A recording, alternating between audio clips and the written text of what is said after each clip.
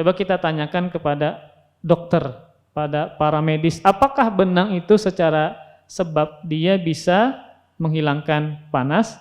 Tentu jawabannya tidak. Makanya diingkari oleh beliau.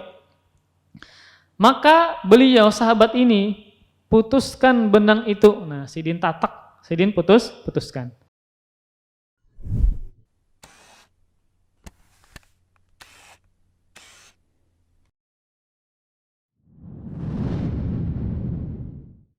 Bismillah.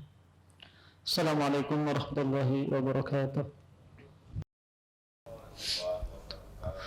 Innal hamdalillah nahmaduhu wa nasta'inuhu wa nastaghfiruh wa na'udzu billahi min shururi anfusina wa min sayyiati a'malina may yahdihillahu fala mudilla lahu wa may yudlil fala hadiyalah wa asyhadu an la ilaha illallah wahdahu la syarika lahu wa asyhadu anna Muhammadan abduhu wa rasuluhu la nabiyya ba'dah. Qala Allah Ta'ala fil Qur'anil Karim ya ayyuhalladzina amanu taqullaha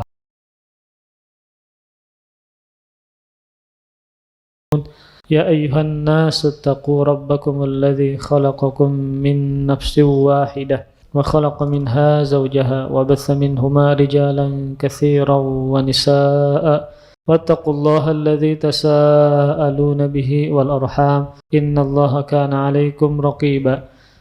يا أيها الذين آمنوا اتقوا الله وقولوا قولا سديدا يصلح لكم أعمالكم ويغفر لكم ذنوبكم ومن يطع الله ورسوله فقد فاز فوزا عظيما أما بعد فإن أصدق الحديث كتاب الله وخير الهدى هدى محمد صلى الله عليه وآله وسلم وشر الأمور محدثاتها فإن كل محدثة في الدين بدعة wa kullu bid'atin dhalalah wa kullu dhalalatin finnar. Alhamdulillah, marilah kita bersyukur kepada Allah Subhanahu wa taala. Kita masih dimudahkan dalam menjalankan ketaatan kepada Allah Subhanahu wa taala seperti ibadah-ibadah yang berkaitan di dalam masjid ya. Entah itu adalah salat berjamaah atau kita sambung dengan belajar ilmu agama. Dan mudah-mudahan Allah Subhanahu wa taala senantiasa menjaga kita, melindungi kita dan memberikan taufik kemudahan dalam beramal saleh. Kemudian salawat serta salam semoga selalu tercurahkan kepada panutan kita Nabi Muhammad sallallahu alaihi wasallam dan para keluarga, para sahabat dan para pengikut beliau sampai hari kiamat. Kita masih membahas pembahasan terakhir bab yang ketujuh, yaitu minasyirki lubusul halaqah wal khayti wa nahwihima li raf'il bala'i aw daf'ihi. Termasuk perbuatan kesyirikan yaitu memakai gelang dan benang dan sejenis dari keduanya dengan tujuan untuk menghilangkan atau menangkal bala atau bencana. Dalam bab ini ya, ada beberapa perkara penting yang perlu kita bahas. Maka yang pertama adalah bab ini ya dimulai, yaitu bab ketujuh ini, maka penulis ingin menerangkan lebih lanjut tentang pengertian tauhid dan syahadat la ilaha illallah dengan menyebutkan hal-hal yang bertentangan dengan tauhid, yaitu syirik dan macam-macamnya. Syirik terbagi dua, ada syirik besar, ada syirik kecil. Karena dengan mengenal syirik, yaitu lawan dari tauhid, maka akan jelas pengertian yang sebenarnya dari tauhid dan syahadat la ilaha illallah. Jadi demi kesempurnaan tauhid kita, maka kita harus juga memahami lawan dari tauhid tersebut. Kemudian perkara penting yang kedua berkaitan dengan judul, yaitu yang dimaksud dalam bab ini adalah semua yang digunakan untuk menolak bala. Tidak hanya sebatas gelang ataupun benang. Apapun yang dijadikan untuk penolak bala, ya, untuk penolak bencana atau musibah, entah itu yang digantung, yang dipasang atau yang dipajang, dia meyakini itu bisa menolak bala, maka termasuk dari bab ini. Jadi tidak hanya sebatas gelang dan benang. Apapun itu, kalau orang itu menjadikan sesuatu sebagai penolak bala, maka itu adalah termasuk berkaitan dengan bab ini. Contoh kemarin ketika lagi rame-ramenya COVID ya. Lalu ada orang mengatakan foto ini bisa menangkal COVID. Nah, di dalam rumah aja. Maka ini termasuk dari bab ini. Karena tidak ada medis ahli kesehatan menyatakan foto bisa menangkal COVID. Maka tidak boleh seseorang itu mengatakan ini bisa dijadikan sebab untuk menangkal akibat seperti bala, kecuali dengan dua yang kita bahas kemarin. Yang pertama yang ditetapkan oleh syariat, yang kedua yang ditetapkan oleh penelitian. Apakah foto itu secara dua hal ini bisa ditetapkan? Maka jawabannya tidak. Jadi kita tidaklah menetapkan sebab kecuali satu, syariat menetapkan. Misal dalam Al-Quran madu mengandung kesembuhan. Seperti habatus sauda itu juga adalah obat dari segala penyakit, itu kan dari sisi syariat. Yang kedua, kita bisa menetapkan sebab yang diteliti oleh pakar atau ahlinya. Seperti daun ini menyembuhkan ini, ya, seperti ini dan ini. Itu adalah penelitian dan ahlinya. Maka maksud ulun adalah kita tidak boleh menetapkan ini menjadi sebab kecuali harus dari dua hal tadi. Nah, apakah kayak gelang, kemudian benang, kemudian foto atau kain yang digantung itu bisa menolak bala? Dari sisi dua ini maka jawabannya tidak. Ketika itu tidak bisa dijadikan sebagai sebab untuk menolak bala, maka kata penulis minasyirki termasuk perbuatan kesyirikan. Kemudian yang ketiga perkara penting terkait bab ini adalah masalah memakai gelangkah atau benangkah dengan tujuan untuk menolak bala atau bencana pada asalnya adalah syirik kecil. Kenapa syirik kecil? Kalau dia meyakini hanya sebatas sebab. Jadi ketika dia memakaikan anaknya benang hitam di batisnya, lalu ditanya untuk apa? Lalu dia menjawab, ini hanya sebatas sebab agar anak ini tidak diganggu jin misalnya. Maka ini adalah syirik kecil. Ya, tidak sampai kepada syirik besar. Nah, menjadi syirik besar kalau dia meyakini benang hitam yang dililit di batis keanakan tadi secara secara zat dia bisa menangkal mudarat. Maka ini adalah perbuatan syirik besar. Karena yang menangkal mudarat, yang menghindarkan mudarat satu-satunya hanya Allah Subhanahu wa taala. Kemudian kita teruskan dalam bab ini ya, singkat penulis membawakan 4 dalil. Ya, 4 dalil. Dalil yang pertama adalah firman Allah Subhanahu wa taala di surah Az-Zumar ayat 38. Qul afara'aytum ma tad'una min dunillahi in aradaniyallahu bidurrin hal hunna kashifatu durrihi aw aradaniya birahmatin hal hunna mumsikatu rahmatih. Qul hasbiyallah alaihi yatawakkalul mutawakkilun. Kata Allah Subhanahu wa taala, katakanlah wahai Muhammad kepada orang-orang musyrikin, jelaskanlah kepadaku, terangkanlah kepadaku tentang apa yang kalian seru, yang kalian sembah selain Allah. Jika Allah hendak mendatangkan kemudaratan kepadaku, apakah berhala-berhala tersebut dapat menghilangkan kemudaratan tersebut? Atau jika Allah menghendaki untuk melimpahkan suatu rahmat kepadaku, apakah mereka mampu menahan rahmat tersebut? Katakanlah wahai Muhammad kepada orang musyrikin, apakah berhala yang kalian sembah ini bisa memberikan mudarat kepadaku atau bisa menangkal rahmat Allah yang Allah berikan kepadaku? Kemudian kata Allah, Qul katakanlah wahai Muhammad, cukuplah Allah bagiku, hanya kepadanya lah orang-orang bertawakal itu bertawakal. Maka dalam ayat ini, yaitu surah Az-Zumar ayat 38 ini, secara khusus dan secara umum dari ayat yang pertama sampai ayat terakhir sebenarnya berbicara tentang akidah dan bantahan orang-orang yang menyimpang dalam masalah akidah. Namun dijadikan oleh penulis dalil bagi orang yang melakukan atau membikin jimat dari benangkah atau gelangkah untuk menangkal bala. Kenapa? Karena sama-sama kesyirikan. Sama-sama kesyirikan. Bahkan nanti kita sebutkan di antara sahabat itu mereka berdalil dengan ayat yang isi ayatnya adalah tentang syirik besar, namun mereka jadikan dalil untuk membantah syirik kecil. Karena sama-sama kesyirikan, sama-sama bahaya. Kemudian kita bahas dari sisi lafaz ayat tadi. Kan Allah Subhanahu wa taala mengatakan, "Qul afara'aitum ma tad'una min dunillah." Katakanlah wahai Muhammad kepada orang musyrikin, jelaskanlah kepadaku tentang apa yang kalian sembah selain Allah.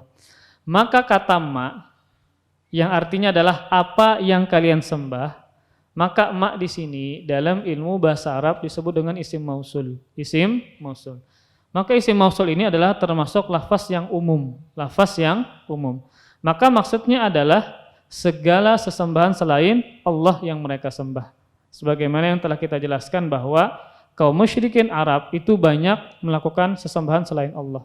Entah kepada batu, entah kepada patung, entah kepada orang soleh, entah kepada malaikat, entah kepada entah kepada bintang. Maka ini adalah bentuk-bentuk yang disembah oleh kaum musyrikin. Kemudian ayat ini pada asalnya berkaitan dengan musyrikin yang mana mereka melakukan kesyirikan dengan syirik besar, besar. Tetapi ini dijadikan oleh penulis yaitu Syekh Muhammad At-Tamimi untuk menolak syirik kecil. Kan tadi kalau orang itu misalnya membuat benang yang dia yakini bisa sebagai sebab untuk menangkal bala, maka hukumnya adalah syirik kecil. Lalu Sidin berdalil dengan ayat tadi. Padahal kan ayat tadi berkaitan dengan syirik besar.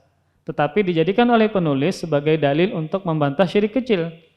Alasannya adalah satu, karena syirik besar dan syirik kecil itu sama-sama merupakan bentuk ketergantungan kepada selain Allah. Maka orang yang mengandak benangkah, mengandak jimatkah, menggantungkah, pasti ada ketergantungan kepada jimat tadi. Berarti kan sama-sama apa? Ketergantungan kepada selain Allah Subhanahu wa taala. Sebagaimana musyrikin Arab yang mana mereka menggantungkan diri mereka, harapan mereka kepada berhala-berhala tadi. Yang mana mereka berharap bahwa berhala-berhala tersebut bisa memberikan syafaat kepada mereka di hari kiamat. Maka syirik besar dan syirik kecil sama-sama memiliki ketergantungan kepada selain Allah Subhanahu wa taala. Makanya ayat ini dijadikan oleh penulis sebagai bantahan kepada orang yang melakukan syirik sekalipun syirik kecil. Kemudian alasan yang kedua, penggunaan jimat ya bisa menjadi syirik besar. Nah, bisa menjadi syirik besar.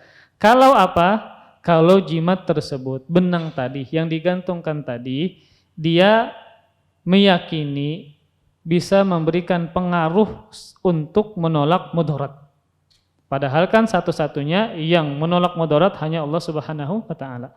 Maka dia telah melakukan syirik besar. Maka antara dua hal, ketika ada orang yang memakai jimat dari benang tadi, maka bisa syirik kecil atau syirik besar. Makanya penulis membawakan dalil ini yang sebenarnya berkaitan dengan syirik besar. Karena ada kemungkinan orang yang memakai jimat tadi, benang tadi, gelang tadi sebagai penolak bala, bisa dia yakini secara zat dia bisa memberikan pengaruh untuk menolak bala. Maka ini adalah jatuhnya kepada syirik besar. Kemudian, kenapa penulis ya membawakan ini sebagai dalil untuk syirik kecil? Ternyata sebagian salafus saleh seperti sahabat juga berdalil dengan ayat yang berkaitan dengan syirik besar, mereka membantahnya dengan dalil yang Para sahabat atau sebagian sahabat juga berdalil dengan ayat yang berkaitan dengan syirik besar untuk mengingkari syirik kecil. Jadi ketika misalnya ada sahabat Nabi SAW yang mana mereka mengetahui ada orang yang memakai jimat misalnya.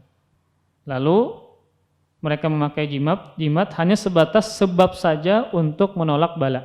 Itu kan berarti syirik kecil. Lalu setelah ketika beliau tahu dan menegur, maka mereka membawakan dalil yang isinya adalah berkaitan dengan syirik besar. Karena tadi alasannya adalah sama-sama syirik, maka biasanya ketika melakukan kesyirikan entah besarkah atau kecilkah itu bergantung kepada selain Allah Subhanahu wa taala. Kemudian dalil yang kedua adalah hadis Nabi sallallahu alaihi wasallam dari sahabat Imran bin Husain radhiyallahu taala anhu, anna Nabi sallallahu alaihi wasallam ra'a rajulan fi yadihi halaqatan min sufrin faqala ma hadhihi qala minal wahinah faqala inzi'ha fa innaha la taziduka illa wahnan fa innaka law mitta wa hiya 'alaika ma aflahta.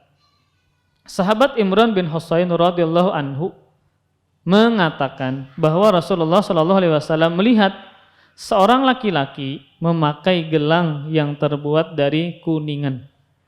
Kemudian Rasul bertanya kepada sahabat yang memakai gelang dari kuningan tadi, apakah itu? Gelang apakah itu? Maka laki-laki ini menjawab, gelang ini untuk menangkal penyakit. Untuk menangkal penyakit. Nah, berarti kan gelang tadi dipakai untuk menangkal penyakit. Sekarang kita tanya, misal ada orang yang memakai gelang, ya, memakai gelang, kan gelang itu kada boleh dipakai untuk laki-laki, itu khusus untuk perempuan. Kada boleh dipakai untuk laki-laki. Kecuali gelang jam ya. Selain itu maka tidak boleh dipakai untuk laki-laki. Misal pian melihat orang yang memakai gelang warnanya hitam. Diandak dibatis pulang. Lalu pian takuni. Sebagaimana Nabi menakuni kepada sahabat yang memakai gelang dari kuningan tadi. Untuk apa pian memakai gelang hitam dibatis? Lalu jar sidin tadi. Supaya kada diganggu jin. Supaya kada diganggu jin. Lalu pian tanyakan, ya, apakah benang hitam nang diandak dibatis tadi itu secara sebab bisa menangkal dari gangguan jin? Nah, ya. Maka pasti kada kau menjawab. Kada kau menjawab. Berarti kan itu tidak bisa dijadikan sebagai sebab. Kalau seandainya pian baca zikir, baca Al-Quran, baca surah Al-Baqarah, itu adalah sebab untuk menangkal jin. Tetapi kalau seandainya benangkah atau cerminkah diandak dihiga bayi atau jarum peniti kah supaya kuyang atau kau masuk jar, macam-macam alasannya. Maka apakah secara sebab bisa dijadikan sebagai akibat? Maka jawabannya tidak. Nah, maka ini banyak yang terjadi di tempat-tempat kita, kampung-kampung kita, ada adat istiadat, ada kebudayaan dan macam-macam.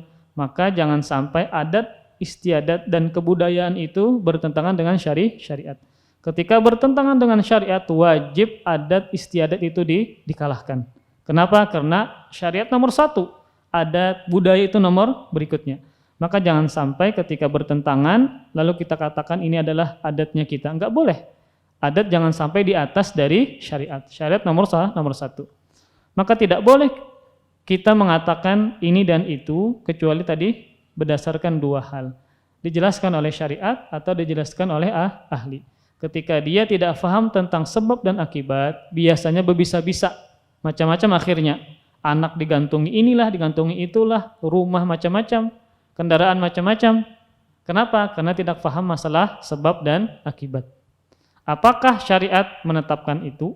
Apakah ahlinya ya, misal berkaitan dengan penyakit medis itu menetapkan? Ketika tidak ditetapkan maka tidak boleh kita tetapkan. Berarti dia melakukan pelanggaran karena dia menetapkan sesuatu yang tidak Allah tetapkan, seakan-akan dia mendahului Allah Subhanahu wa taala. Jadi tidak boleh kita berbisa-bisa dalam menetapkan sebab dan akibat. Nanti jatuhnya kepada syirik kecil. Nah, jadi dalam hadis ini ya Rasul mengatakan, untuk apa gelang ini antum pakai? Nah, ini menunjukkan tidak boleh langsung kita katakan ini haram, enggak, jangan. Langsung ditanya dulu. Ketika ada kemungkinan sesuatu maka ditanya dulu, jangan langsung divonis. Apakah itu? Maka laki-laki ini menjawab, ini adalah gelang untuk menangkal penyakit. Lalu Nabi bersabda, lepaskan gelang tersebut. Ini bentuk pengingkaran Nabi kepada sahabat ini. Lepaskan gelang tersebut karena sesungguhnya dia tidak akan menambah kecuali kelemahan pada dirimu. Bisa menjadi ketergantungan kepada benang tadi. Dan jika engkau mati, sedangkan gelang ini masih ada pada tubuhmu, pada tanganmu, maka kamu tidak akan beruntung selama-lamanya. Maka di sini Nabi SAW menjelaskan kepada sahabat yang memakai gelang ini dua bahaya, dari sisi dunia dan dari sisi akhirat. Dari sisi dunia Nabi mengatakan gelang ini hanya menambah kelemahan, engkau menjadi lemah, engkau bergantung kepadanya. Ketika misalnya ternyata ketika penyakitnya mengenai engkau, maka engkau akan bersedih dan macam-macam, ya, tidak benar-benar bisa menangkal. Kemudian yang paling bahaya adalah dari sisi akhirat. Rasul mengatakan ketika gelang ini masih ada pada tubuhmu dan engkau meninggal dunia, maka engkau tidak beruntung selama-lamanya. Ini menunjukkan ancaman kepada orang yang memakai gelang tadi yang dijadikan sebagai penangkal dari penyakit. Maka dalam hadis ini Rasulullah SAW mengingkari orang yang menggunakan gelang dalam rangka menolak penyakit. Nah, dan ini banyak kalau pian temukan, karena kan halus, ya macam-macam ya. Hadisnya jelas ya. Ketika ada orang yang tadi memakai gelang warna hitam, kain benang hitam ya. Entah di leher kah, entah di tangan kah atau di kaki kah. Kalau pian tanya, maka jawabannya berkaitan dengan supaya kada benggaringan, supaya kada diganggu jin, supaya berejekian.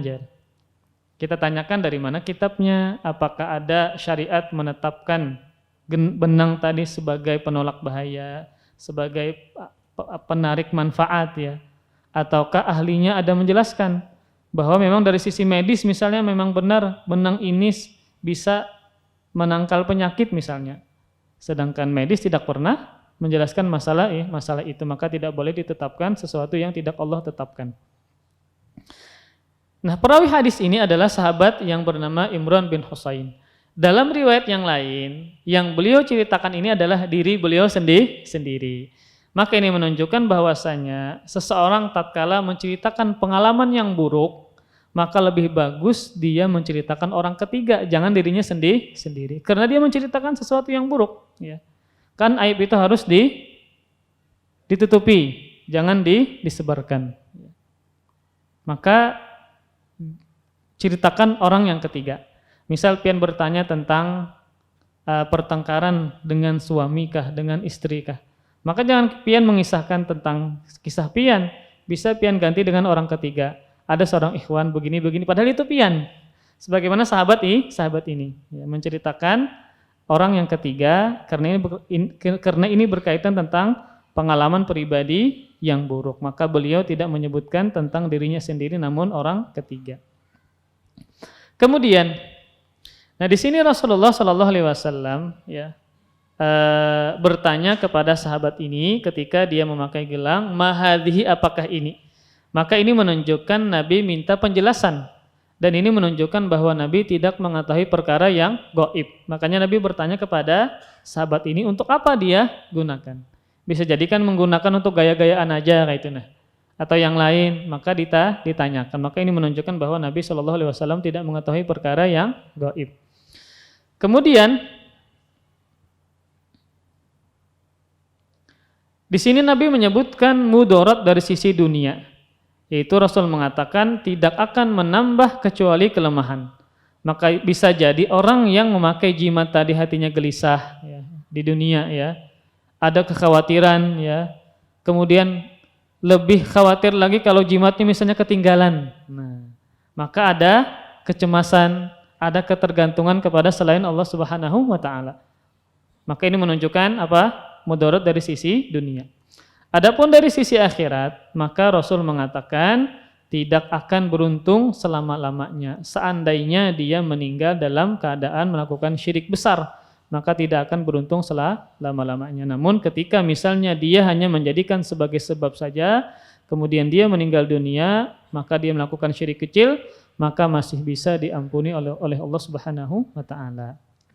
Dalam hadis ini juga merupakan dalil disyariatkannya untuk bernahi mungkar. Dan perkara yang paling mungkar di antara yang mungkar adalah perbuatan kesyirikan. Maka kalau seandainya kita mampu dengan tangan kita ambil, misal anak kita makai gelang ya. Ketika pian takuni kesan apa? Supaya ulun harap berkelahi jangan anak pian. langsung pian tatak langsung pakai gunting. Karena pian punya kemampuan untuk mengingkari dengan tangan. Kemudian baru pian jelaskan. Namun ketika itu orang lain lebih tua dari pian, maka pian bisa jelaskan dengan lisan pian. Ini terjadi di zaman Nabi SAW, bukan cuma zaman sekarang. Ada orang yang memakai gelang dijadikan untuk ini dan itu, maka kita jelaskan bagaimana Rasulullah SAW menjelaskan.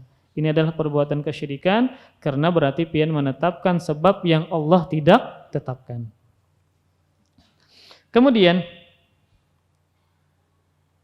hadis ini juga menunjukkan bahwa yang menjadi patokan amalan seseorang adalah pada akhirnya, pada akhir hayatnya.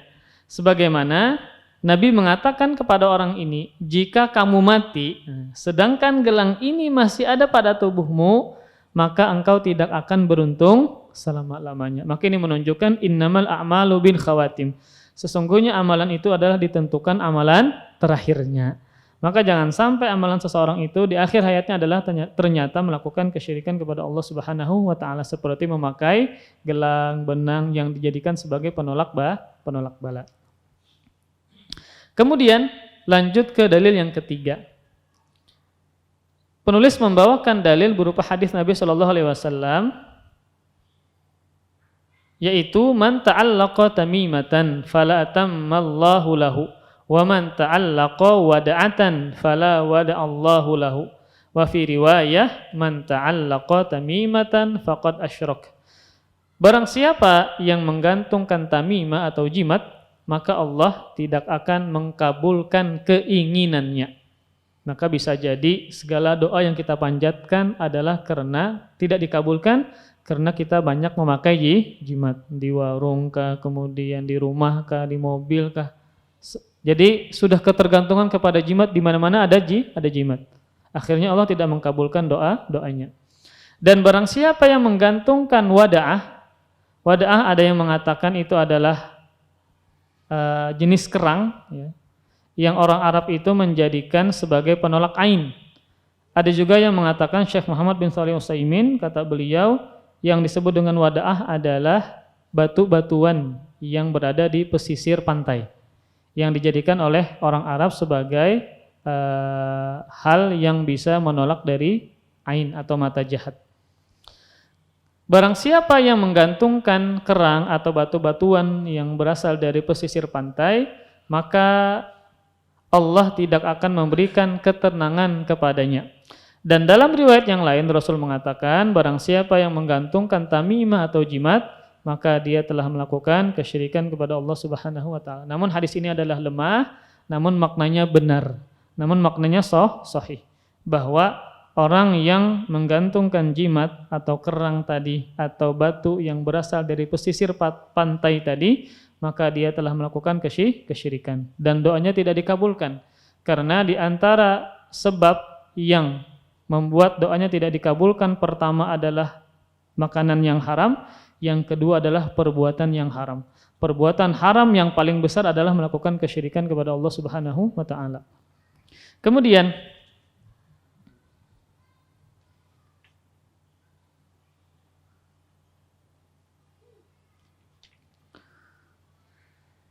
dalam hadis ini, ya, Rasul kan menyatakan barang siapa yang menggantungkan tamimah atau jimat, maka Allah tidak akan mengkabulkan keinginannya. Maka ini maknanya bisa jadi adalah doa dari Nabi SAW. Maka orang yang menggantungkan jimat sebagai penolak bala atau apapun itu, maka Rasulullah SAW mendoakan agar Allah tidak mengkabulkan segala keinginannya. Ini sama dengan beberapa hadis yang berkaitan dengan doa keburukan dari Nabi kepada orang lain. Seperti misalnya dalam hadis yang sahih yang dikeluarkan oleh Imam Muslim, Rasulullah SAW pernah bersabda, "Man sami'a rajulan yanshudu dhallatan fil masjid, falyaqul la raddahallahu 'alaika fa innal masajida lam tubna li hadza." Jadi pernah Nabi mendoakan keburukan terhadap kemaksiatan tertentu. Seperti kata Rasulullah SAW, barang siapa yang mendengar seseorang mengumumkan untuk mencari barang hilang di masjid, maka hendaklah mendoakan semoga Allah tidak mengembalikan barang hilang tersebut kepada engkau, karena masjid tidaklah dibangun untuk hal tersebut. Nah, maka ini menunjukkan bahwasanya Nabi terkadang mendoakan keburukan kepada kemaksiatan tertentu, seperti tadi menggantung jimat, atau juga orang yang mengumumkan barang kehilangan di dalam masjid. Ini bukan pasar, ini adalah masjid. Sama halnya pian menempel di mading masjid. Kehilangan ini, kehilangan itu, maka tidak boleh. Karena sama dengan mengumumkan barang yang kehilangan. Rasul mengatakan ketika kita mendengar orang yang mengumumkan barang yang hilang di masjid, doakan orang tadi, semoga barangmu tidak Allah kembalikan. Maka ini tentunya adalah larangan dari Nabi SAW berkaitan dengan mengumumkan barang. Dan ini doa dari Nabi. Maka ada sebagian maksiat yang Rasulullah SAW doakan keburukan. Selain tadi adalah melakukan kesyirikan berupa menggantung jimat atau dia mengumumkan barang yang hilang di dalam masjid. Sama seperti dalam hadis yang lain yang dikeluarkan oleh Imam Tirmidzi, Rasul juga SAW bersabda, "Idza ra'aitum man yabi'u aw yabta'u fil masjid faqulu la arbahallahu tijaratak." Jika kalian melihat ada orang yang menjual atau membeli di masjid. Nah, misal pian tahu ada orang berjualan di masjid, ada orang bertransaksi di masjid. Dan pian tahu, maka doakanlah semoga Allah tidak memberikan keuntungan dalam perdaganganmu. Ini Nabi yang menyuruh kita.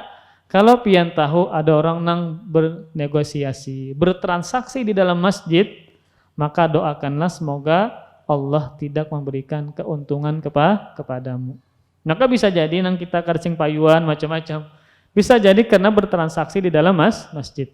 Maka ini adalah doa dari Nabi Shallallahu Alaihi Wasallam. Maka ini menunjukkan bahwasanya Nabi terkadang menyuruh kita untuk mendoakan kepada sebagian maksiat, ya, seperti tadi menggantungkan jimat, atau orang yang mengumumkan barang yang hilang di dalam masjid, atau orang yang berjualan di dalam masjid.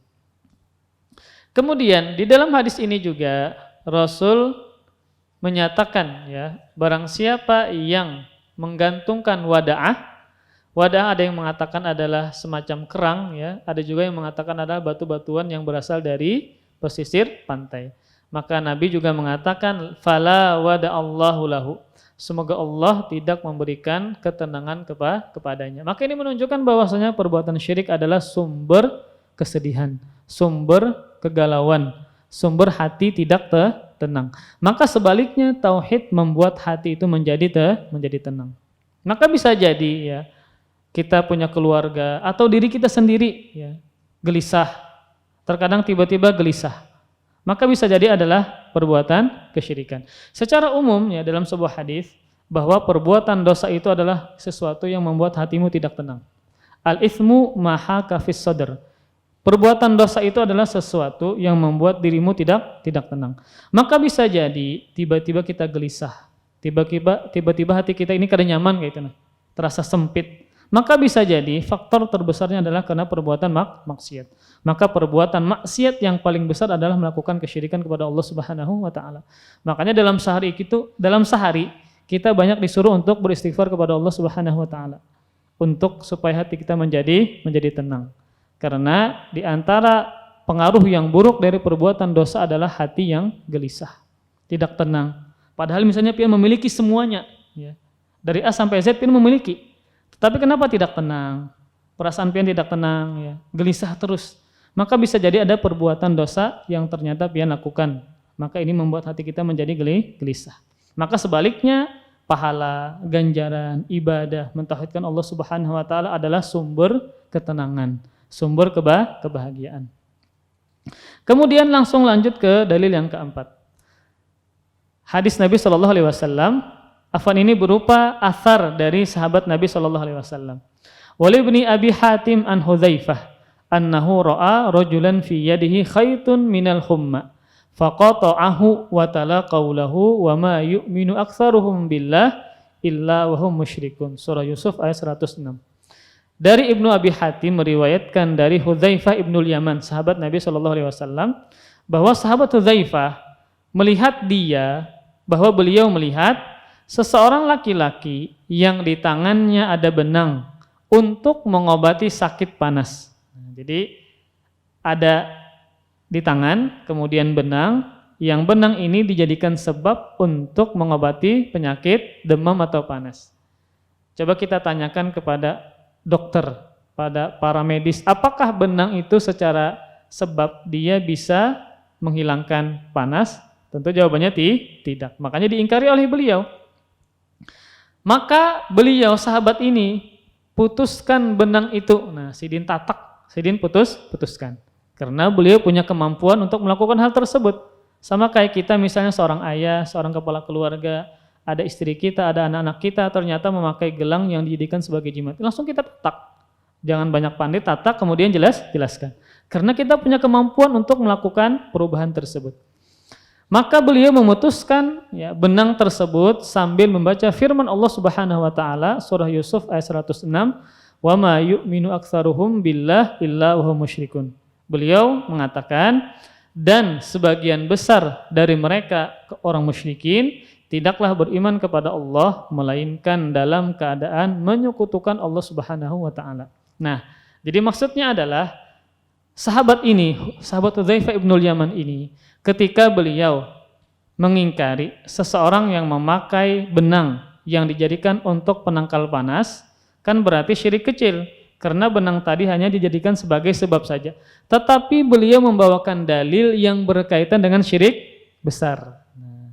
Maka alasannya adalah karena syirik kecilkah, syirik besarkah sama-sama memiliki ketergantungan kepada selain Allah Subhanahu wa taala dan sama-sama memiliki bahaya. Sekalipun bahaya syirik kecil lebih kecil daripada syirik besar. Maka hadis ini menunjukkan pengingkaran Hudzaifah sebagaimana pengingkaran Nabi SAW sebelumnya terhadap orang-orang yang memakai jimat benang yang dijadikan sebagai penangkal bala tadi. Maka ini menunjukkan bahwasanya bagaimana semangat salafus saleh dalam rangka meniru nabinya, meniru Rasulullah SAW ketika mengingkari hal-hal yang berkaitan dengan kesyirikan. Padahal secara asal jimat itu kalau dia hanya sebatas diyakini sebab saja maka hukumnya adalah syirik kecil. Tetapi sahabat ini membawakan dalil yang berkaitan dengan syirik besar. Maka bagaimana dengan di zaman sekarang ya, yang ternyata berbagai macam jimatnya, berbagai macam model dan bentuk ya. Terkadang yang kita tidak masuk akal benar kayak itu dijadikan sebagai sebab untuk menangkal balanya. Kayak foto tadi ya, foto untuk menahan COVID supaya kada masuk ke dalam rumah aja. Kita takuni dokter apakah itu secara medis bisa menangkal, maka jawabannya tidak. Karena tidak paham masalah sebab dan akibat. Akhirnya berbisa-bisa dalam menetapkan sebab. Nah, itu jadinya. Akhirnya macam-macam dijadikan sebab ini itu. Ada foto supaya menangkal kebakaran, ada foto untuk menangkal jin misalnya, kemudian foto digantungkan warung supaya laris. Akhirnya macam-macam dia menjadikan sebab yang Allah tidak tetapkan. Maka ini kewajiban kita ketika pian mengetahui ada keluarga pian yang melakukan demi pian jelaskan ya. Maka ini adalah hal-hal yang sangat banyak terjadi di tempat-tempat kita ya. Misal ketika kebakaran 100 rumah ya. Ada satu rumah yang ada kebakaran. Ternyata ada foto Sidin. Lalu orang-orang pasti meyakini karena ada foto tadi lalu ada kebakaran. Padahal 99 rumah tadi ada fotonya juga. Kenapa yang satu ini yang malah disebarkan kayak itu nah? Kadang seperti itu ya. Misal di mana daerah mana kebakaran banyak ya. Lalu satu rumah nang kada kebakar lalu ada foto tadi. Padahal rumah yang lain ada fotonya juga. Tetapi kenapa yang diekspos cuma yang tidak kebakaran tadi? Nah itu seperti itu. Akhirnya orang bisa-bisa membuat sebab dan akibat. Oh, foto ini bisa menangkal kebakaran, foto ini bisa mengusir jin, bisa menangkal COVID dan macam-macam karena tidak paham masalah sebab dan akibat. Kita tidak boleh menetapkan sebab dan akibat kecuali dua hal. Yang pertama syariat menjelaskan, yang kedua ditetapkan oleh ahlinya atau penelitian. Berkaitan dengan penyakit maka medis misalnya, berkaitan dengan ini maka ahlinya kita tanyakan. Maka tidak boleh kita tetapkan kecuali dengan dua hal yang tadi. Sehingga kita tidak berbisa-bisa dalam menetapkan sebab yang ternyata Allah tidak menetapkan. Nanti bisa masukkan ke dalam syirik kecil. Karena kita mendahului Allah Subhanahu wa ta'ala. Ya kita teruskan setelah azan. Bismillahirrahmanirrahim. Wassalatu wassalamu ala Rasulillah. Kita teruskan dalil yang keempat, yaitu sikap sahabat Hudzaifah ibnul Yaman ketika beliau melihat seorang laki-laki yang di tangannya ada benang yang dia yakini sebagai sebab menangkal penyakit demam. Kemudian sahabat ini langsung memutuskan benang tadi. Kemudian beliau membaca firman Allah Subhanahu wa taala, "Wa ma yu'minu aktsaruhum billah illa wa hum musyrikun." Dan tidaklah beriman sebagian besar mereka kecuali mereka melakukan kesyirikan kepada Allah Subhanahu wa taala. Nah, ayat ini sebenarnya sebagaimana yang dijelaskan oleh salafus saleh, ini mengenai keimanan orang musyrikin yang mereka mentauhidkan Allah dari sisi rububiyah, namun mereka tidak mentauhidkan Allah dari sisi uluhiyah. Jadi ketika mereka ditanya siapa yang menciptakan, yang mengatur, yang menghidupkan dan mematikan mereka, maka pasti mereka menjawab Allah. Namun ketika mereka diajak hanya menyembah Allah, hanya beribadah kepada Allah, mereka mengingkari dan tidak mau. Jadi ayat ini berkaitan dengan keadaan mereka. Namun dijadikan dalil oleh sahabat ini, padahal yang diingkari adalah melakukan syirik kecil. Karena kedua-duanya sama-sama syirik. Walaupun syirik kecil, walaupun syirik besar. Kemudian juga karena kedua-duanya adalah sama-sama bergantung kepada selain Allah Subhanahu wa taala. Kemudian pembahasan terakhir kandungan dari bab ini. Yang pertama, al-ula at-taghlidhu fi lubsil halaqah wal khayti wa nahwihima limithli dzalik. Kandungan yang pertama, larangan keras memakai gelang dan benang dan sejenis dari keduanya apapun itu bentuknya dengan tujuan seperti di atas tadi, entah menangkal bala, menangkal penyakit, menarik rezeki dan seterusnya. Kemudian yang kedua, ini sebagaimana sabda Nabi SAW ketika melihat sahabat yang memakai gelang, maka Nabi langsung ingkari. Nabi langsung menyuruh untuk melepaskannya. Kemudian Nabi mengatakan ada dua sisi keburukan. Yang pertama keburukan dunia, maka ini akan membuatmu lemah, cemas, gelisah dan seterusnya. Itu di dunia. Yang kedua, kalau seandainya di akhirat kemudian dia tidak bertobat kepada Allah Subhanahu wa taala memakai gelang tadi, maka engkau selamanya tidak akan beruntung. Kemudian kandungan yang kedua, ats-tsaniyah annas-sahabiyya law mata wa hiya alaihi ma aflah fihi syahidun li kalamis sahabah anna syirkal asghar akbar minal kabair. Dikatakan bahwa sahabat Nabi SAW apabila mati atau meninggal sedangkan gelang atau sejenisnya itu masih menempel pada tubuh beliau, maka beliau tidak akan beruntung selamanya. Maka ini menunjukkan kebenaran pernyataan para sahabat bahwa syirik kecil itu lebih berat daripada bahwa syirik kecil itu lebih berat daripada dosa besar. Ulang. Kandungan yang kedua, dikatakan bahwa sahabat ini ya yang memakai gelang tadi, kalau seandainya engkau membawa gelang tadi ketika meninggal dunia, maka engkau tidak akan beruntung selamanya, kata Nabi. Padahal kan syirik kecil. Ini menunjukkan bahwasanya syirik kecil lebih berat daripada dosa besar. Ini menunjukkan bahwasanya syirik kecil lebih besar daripada dosa besar, lebih berat daripada dosa besar. Seperti minum khamar kah, berzina kah, maka syirik kecil itu lebih besar daripada dosa-dosa besar.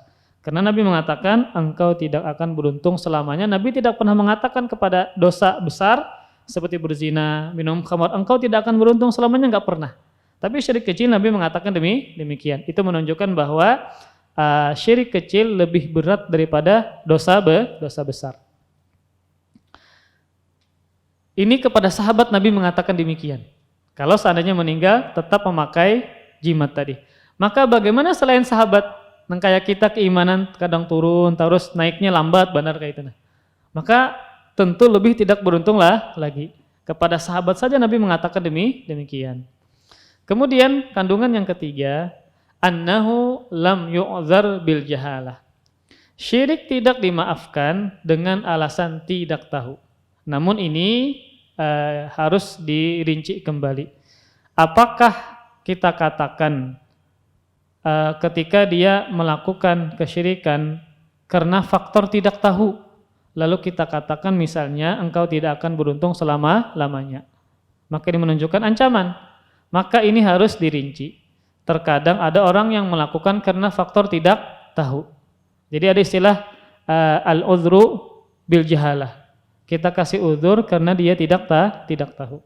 Maka ini harus dirinci. Jadi permasalahan tentang udzur karena kejahilan, karena tidak tahuan itu harus perlu dirinci. Secara umum ini disebutkan oleh Syekh Muhammad bin Shalih Al-Utsaimin bahwa ketidaktahuan itu ada dua macam, ya. Ada yang ketidaktahuan yang menyebabkan kita kasih udzur, ya.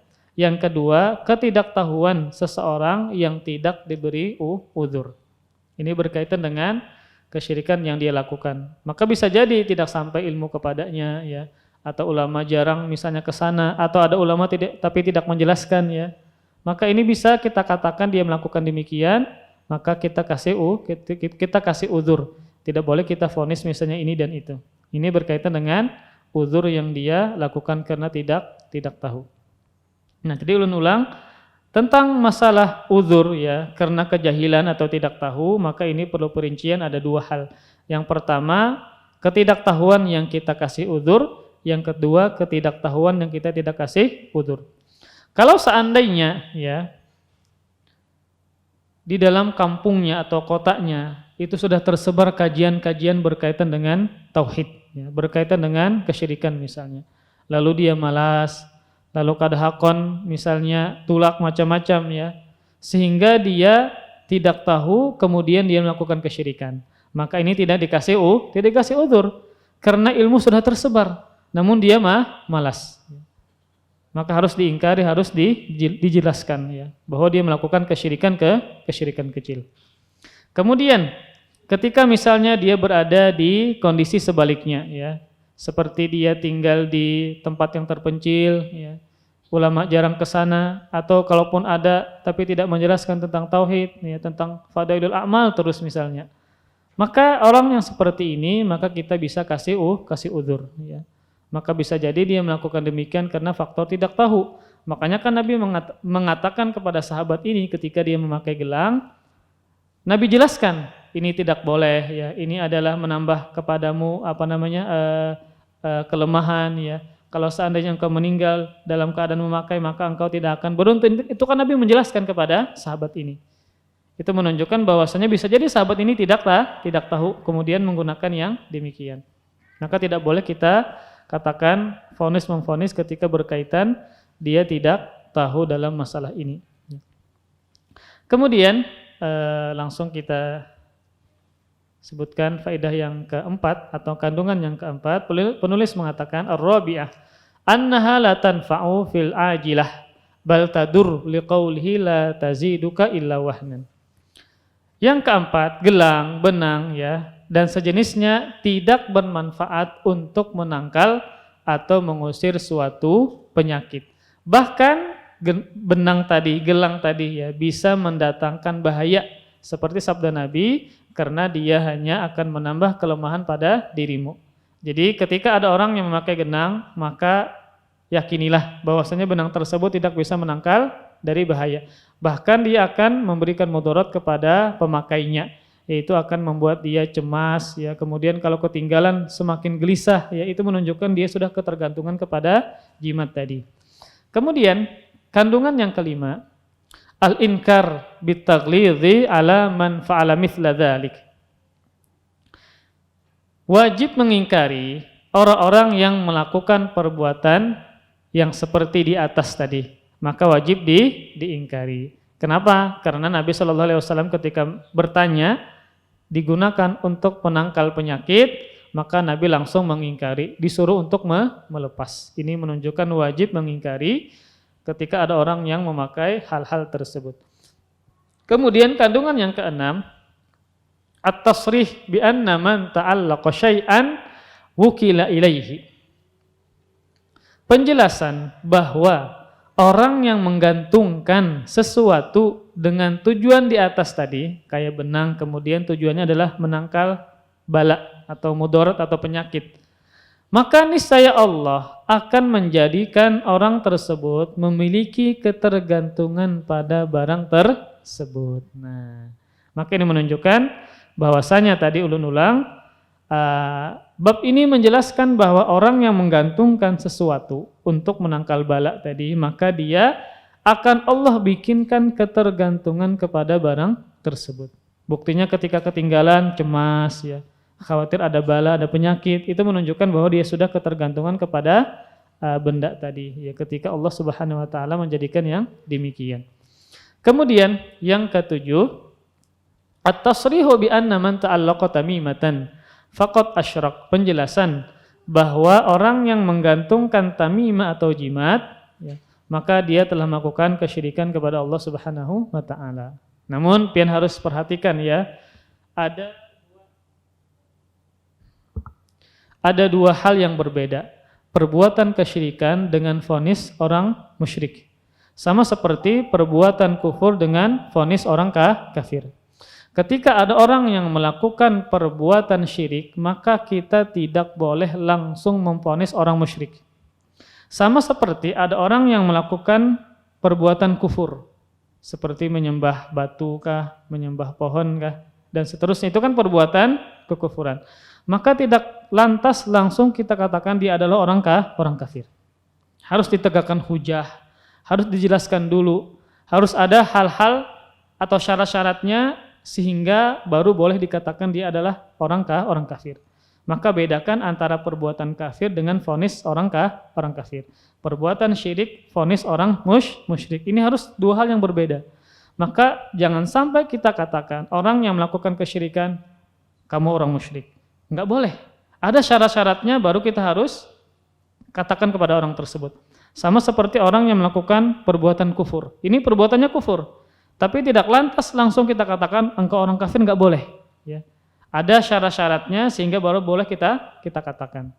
Maka tidak boleh langsung kita katakan vonis orang ini musyrik atau orang kafir. Perbuatannya boleh kita katakan, ini perbuatan syirik, ini perbuatan kufur, tapi tidak boleh kita katakan dia adalah langsung orang kafir. Kalau pian katakan orang kafir berarti bukan orang Islam. Berarti bukan orang Islam, padahal dia masih Islam, tetapi dia melakukan kesyirikan, kekufuran, namun harus kita jelaskan dulu, tegakkan hujah dulu, syaratnya banyak. Maka tidak boleh kita katakan dia langsung orang kafir atau orang musyrik ya. Jadi perbuatannya ada vonisnya. Maka itu adalah hal yang berbeda. Nah, ketika orang melakukan kesyirikan, orang melakukan perbuatan kufur, maka tidak boleh kita langsung katakan dia orang musyrik atau orang kafir. Tetapi perbuatannya boleh kita katakan, ini perbuatan syirik, ini perbuatan kekufuran, tapi tidak boleh kita katakan vonis orang ini musyrik atau orang kafir sampai kita tegakkan hujah atau sampai memenuhi syarat-syaratnya yang didasarkan oleh para ulama. Ini adalah dua hal yang berbeda. Jangan sampai kita katakan demikian, ya, ini bahaya ya. Ketika kita mengatakan kepada seorang muslim kafir, maka itu kembali kepada dua orang, yang mengecapkannya atau yang kembali kepada yang dituduh. Kalau tidak benar kepada yang dituduh, maka kembali orang yang mengucapkannya. Itu adalah hal yang berat ketika pian misalnya mengatakan vonis orang kafir atau orang musyrik. Ada syaratnya yang harus diterapkan ya. Tidak boleh langsung kita katakan. Terkadang kita dituduh suka mengkafirkan, suka mengatakan orang musyrik. Kita mengatakan ini adalah perbuatan syirik, ini adalah perbuatan kufur, tapi kita tidak mengatakan kamu adalah orang kafir, kada. Syaratnya harus terpenuhi dulu baru kita katakan dia telah melakukan kekufuran, kemudian dia dikatakan orang kafir. Kemudian yang berikutnya, yang ke-8 ya. Anna ta'liqal khayti minal humma min dzalik. Yang ke-8, mengikatkan benang pada tubuh, di leher kah, di kaki kah atau di tangan kah ya, untuk mengobati penyakit panas juga adalah bagian dari kesyirikan. Kemudian yang ke-9, tilawatu Hudzaifah al-ayata dalilun ala anna as-sahabata yastadilluna bil ayatil lati fi syirkil akbar alal asghar kama dzakara Ibnu Abbasin fi ayatil Baqarah. Kandungan yang ke-9, pembacaan ayat dari Hudzaifah menunjukkan bahwa para sahabat menggunakan ayat-ayat yang berkaitan dengan syirik akbar, syirik besar sebagai dalil untuk syirik kecil. Sebagaimana penjelasan yang disebutkan oleh Abdullah bin Abbas dalam salah satu ayat yang ada dalam surah Al-Baqarah. Nah, jadi sebagian sahabat Nabi SAW terkadang mereka menjadikan dalil berupa ayat yang sebenarnya ayatnya itu berkaitan dengan syirik besar. Mereka pakai untuk mengingkari syirik kecil.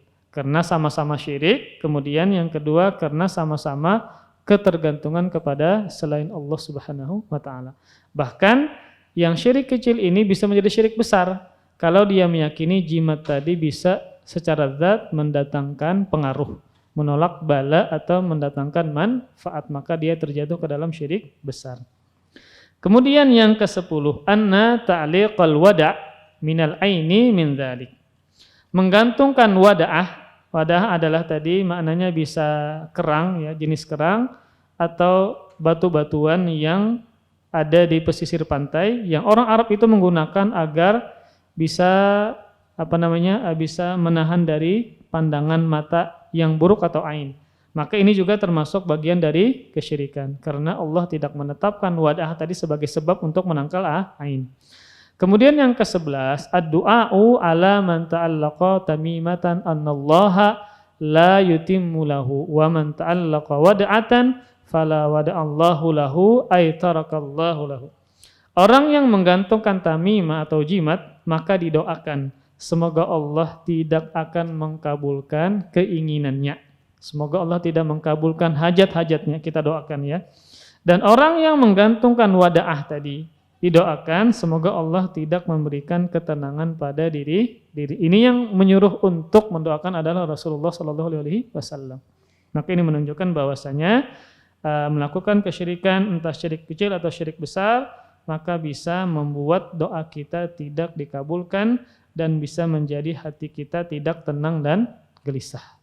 Wallahu alam bissawab. Ya, nanti kita bahas kembali bab yang ke-8. Babu majaa fir ruqa wat tamaim. Bab hal-hal yang berkaitan tentang ruqyah dan tamimah. Wallahu a'lam bishawab.